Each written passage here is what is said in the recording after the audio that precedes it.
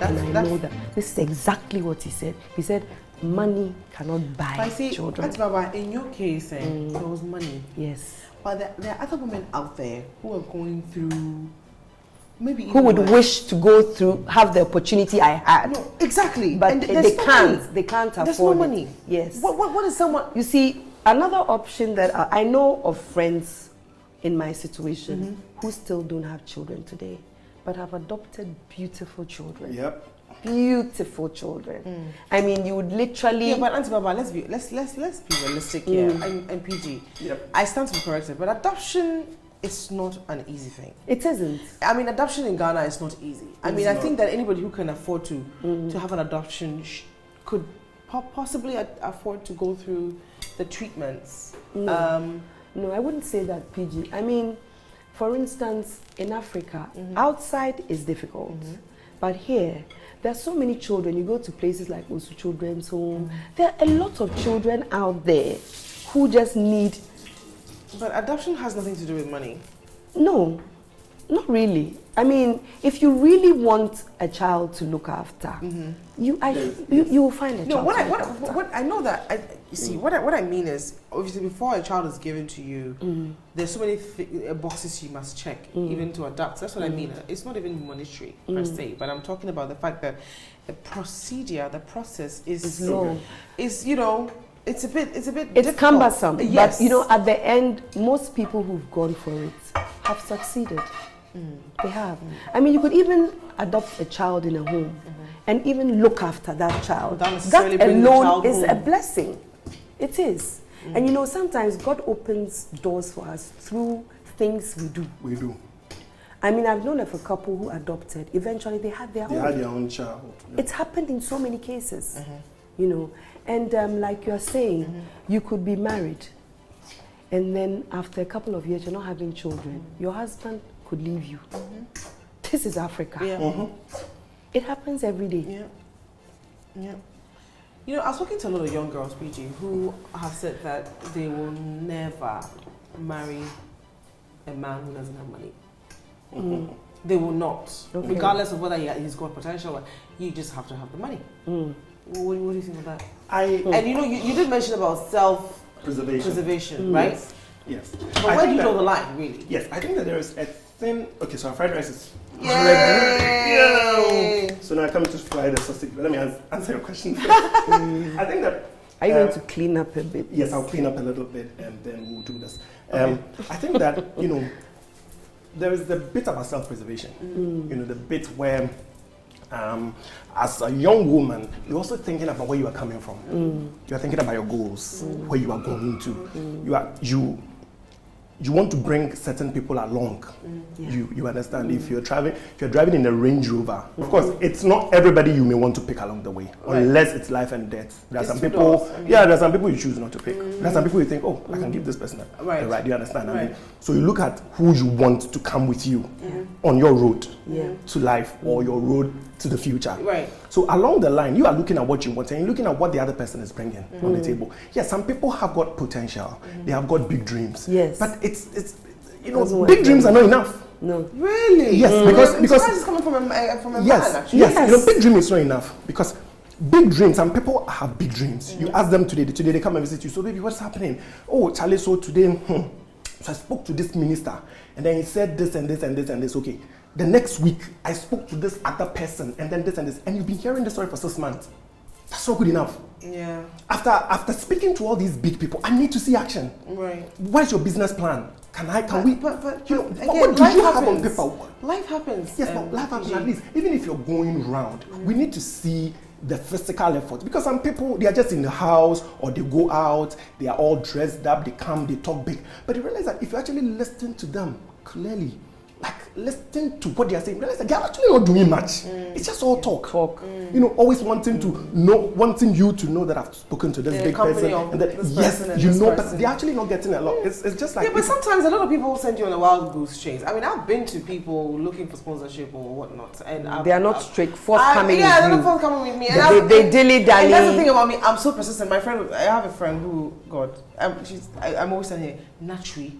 if it means you have to sit there from 7 in the morning to 7 p.m. Tashi, Yeah. You understand what I'm saying? Yeah. But how long can you do that for? So again, it boils the fact that this guy has been going to see this other person for that break or whatever it is, because like rightfully, I'm quite spiritual too, and I know that God will go through somebody to give connect the break, you, yeah. right? Okay, so now this person is the one. I don't even know whether he is or not, but you pray and you hope that that's the person. You're discerning enough. You sit there the whole day. Sometimes you realize 3 months has come to pass, and Jocelyn, you see, nothing. Jocelyn, nothing. And it's not like you're not making the effort. Jocelyn, You yes, are. Jocelyn, you see, there are some people who are making the effort. They are making the effort. They've got all their stuff together. All they need is that break. Right. It's quite different from people who are just talking. But beyond the talk, my emphasis is beyond the talk. When you actually analyze everything they are saying, or you sit them down to ask for their logistics, you realize that really they are so handicapped. Some people will talk big and big and big, and you get to know they don't even have a business plan.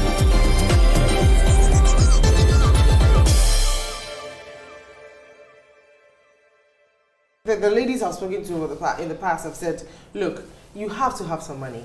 Because I'm not going to use my money to look after me. Okay. I need your money to look after me, Okay. and I'll use my money to look after me too. PJ, but For me, you know what? So it's like, what's yours is mine, what's mine is mine. That may be a People little bit don't unfair. understand this. You need to start from point A. Yes, and get to point B. And get to point B. Yes. Point A, which is... Like, you need to start from somewhere. Nobody has it rosy, and then you just fall in. Only a few people are lucky like that. Yeah. There are probably a few women who would meet somebody, a man, who has it all. Like you. Yeah, but then, you see, the age factor here, this is somebody who had started work years ago. Way Before. So he had made everything that he had to do before he met me. The only input I put in, this is what is so important. Behind every successful man, there should be a woman. What is the woman doing? Listen, if you are going to sit, your husband is up there and he's going to get married to you, and you are going to sit down at home every day with your hands in between your thighs. You don't even have any constructive conversation to have with him. My husband is somebody who comes to me. I've decided to do this today. If I'm not speaking sense into him, it doesn't push him forward. Or sometimes I say, oh, adewe, uye ni se ya ankeye. And I say, so what about the other woman? Because she was there before you. So well, I mean, I'm concentrating on my home and my marriage. So whatever she's doing there is not my business. But as long as the man comes to me and is with me all the time, I respect that. So I will put my input in there. So there are so many things that women don't realize. Sometimes for a man to get up there, he needs a woman down there to push him up. Push him up in everything. Talking life into him. Yes, to encourage him, to help him, people look. But lately, some of the guys are asking, what are you bringing to the No, as listen. a woman? For instance, me, people look at me and probably think I don't even know how to fry an egg. It's a big lie. You are a chef. I am a domesticated woman. Thank you. I am one of those women who, when is at home, will scrub the floor. I don't like to see things all over the place. I like to open my husband's closet. Everything blue is in place. Everything white is in place. All his brown shoes are in it. Everything should be methodical. Yeah. Should be just as it is. That's how I was brought up. Luckily, my mother taught me how to cook. So I know how to cook. And I am a homemaker. I'll say it for myself. I mean, my husband will even speak for me when he goes anywhere. My wife is like this. It's true. That's how I am. When I'm not home, he feels it. At the moment I'm out, he's waiting to hear my voice coming up the veranda. Interestingly, I think that is one area that some women don't get. Yeah. It doesn't take much. You just need to be strategic. That's it. Like, I hate to say this, but sometimes we men behave like babies. Right. Give us what we want. That's it. And then you have your liberty to do what you want, and I give you what you want. Thank you. The one thing a man hates is that sense of competition, that sense of power struggle. Immediately you do that, no matter how good he is, how supportive he is, you break him. In my house, if today I go home, my wife says, baby, I'm tired though. I said, no problem. When I was eating camera, I was thinking of some recipe, I go to the kitchen. The last thing I would want to hear is for you to call me and tell me, today you are cooking, so when you can go to the kitchen. No, That's taking advantage. Yeah, but you understand. So, okay. so for a woman, you just need to be, or even it's about the way the you same go goes with it. the woman. About and I'm going to say this again. Okay. A friend of mine said to me that she came back from work one day, and we're just talking about this whole gender roles and the man is the head of the house and the woman's place is the kitchen and all that. We'll come to that. But this friend of mine says to me, you know what? I mean, there's nothing wrong with me wanting to cook or me cooking or my husband cooking every now and then when he feels like it. And that one time she came back from work and she was very tired. Okay. And when she came in, her husband was sitting on the couch, just holding the remote and just flipping through the channels. As soon as she walked in through the door, like around 9-10 p.m., she's so tired, knackered. The husband said, oh, baby, please, can you prepare some tea for me? I know that you'll be thinking that you can do it yourself. I like the way you do my tea for me. I make it. The lady was like, really? Like she said she was like, really? But it's just the way he went about it. Exactly. So it's the same way a man. It's vice versa. Exactly. Yes. But the thing is, when men are providing for women, they feel the need to speak to them anyhow because I own you. Exactly. It depends on which man. Okay. I mean, if I stand to be corrected. Yeah. I think that it's generally true for men who think that I'm giving you money, I'm giving you comfort and everything, so that I get to, you are like one of my properties. I think that is wrong. At least, especially in this day and age. You see, even so when, unacceptable. Even when the woman hasn't got the money, she's got other social assets. But the woman is a woman. Exactly. If you're not careful, she's looking after her the children. She's looking after the home. I mean, I would have loved to do so many things. So many things. But you gave up so many things you want to do just to keep a home. Why would you do that though, Auntie Baba? Because don't you wake up one morning at night and think, oh my God, because you also had dreams. Yes, but you put it on hold. But my husband said to me, I want you to stay at home and look after the house. Did you want to stay at home and look after the house? I really didn't. But you see, the childbearing issues to prolonged things. And when you're going through fertility, it's a big job. Yeah, you don't have to stress yourself. It's a full-time job. It is a major full-time job. Because you know what it entails. Yeah. Injections, blah, blah, blah, time frame, you need to work within it. So all that sort of took a lot of time. And he's like, it's okay. Stay at home. Be a homemaker. And that's where a lot of women have an issue. I mean, I wouldn't want to give up my dreams because my husband said so. You probably wouldn't be married to a man of my husband's age. You understand? Yeah, you wouldn't be. You get it?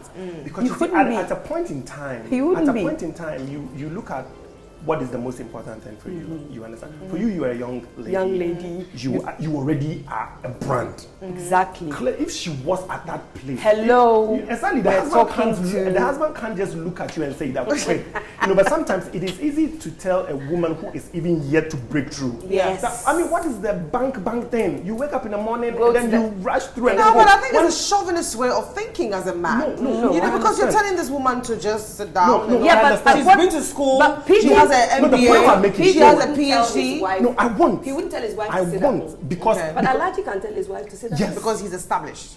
Because he's bringing the money home. Ultimately, in the worst case scenario. But didn't you get bored sitting at home though? No, but JOSELYN, think about it. All things Alaji could have even said, stay home, let me open a small consultancy for you, work from the house. Yes. That's another form of work. Yeah. The whole business is I don't want you getting up in the morning, driving through traffic, and then it stresses you and everything. When I have the money to pay you 10 times your salary, just stay home. I can even get you a small children's fund or something. But sometimes were you bored? At a point, you must have gotten bored somewhere along the line. I wasn't because going through treatment is so emotional. Yeah, but you've been married for 27 years. And you went through the 8 years of... Yes, 8 years or more. And then eventually I had the children. Okay. And I had two at the same time. Okay. And then who would look after them? Yeah, but you had nannies, I'm sure. Yeah, but I'm not that kind of person. I mean, you could say I could afford cooks, I could afford nannies, but I didn't do that. I'm the sort of woman who likes to be hands-on, do my own stuff. I believe that doing my own stuff satisfies me. So I might have, yes, a house boy, a house help, you know, but I still cook. If you've enjoyed this episode, don't forget to leave a comment below and click the subscribe button for more exciting episodes. And I mean, what are you waiting for? Click it now.